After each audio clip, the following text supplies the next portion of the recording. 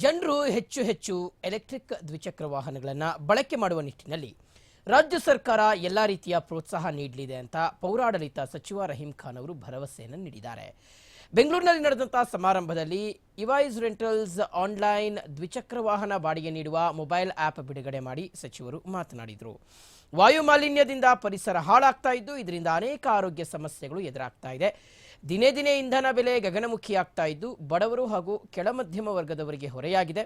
ಈ ಸಮಸ್ಯೆಗೆ ವಿದ್ಯುತ್ ಚಾಲಿತ ವಾಹನಗಳು ಪರ್ಯಾಯ ಸಾರಿಗೆ ಸಾಧನಗಳಾಗಿವೆ ಅಂತ ಪೌರಾಡಳಿತ ಸಚಿವ ರಹೀಂ ಖಾನ್ ಅವರು ತಿಳಿಸಿದರು. ಜನಪ್ರಿಯ ರಿಯಾಲಿಟಿ ಶೋ ಬಿಗ್ ಬಾಸ್ ವಿಜೇತ ಗಿಲ್ಲಿ ನಟ ಇವಾಯ್ಸ್ ರೆಂಟಲ್ಸ್ನ ನೂತನ ದ್ವಿಚಕ್ರ ವಾಹನ ಮಾರುಕಟ್ಟೆಯನ್ನು ಸಮರ್ಪಿಸಿದರು.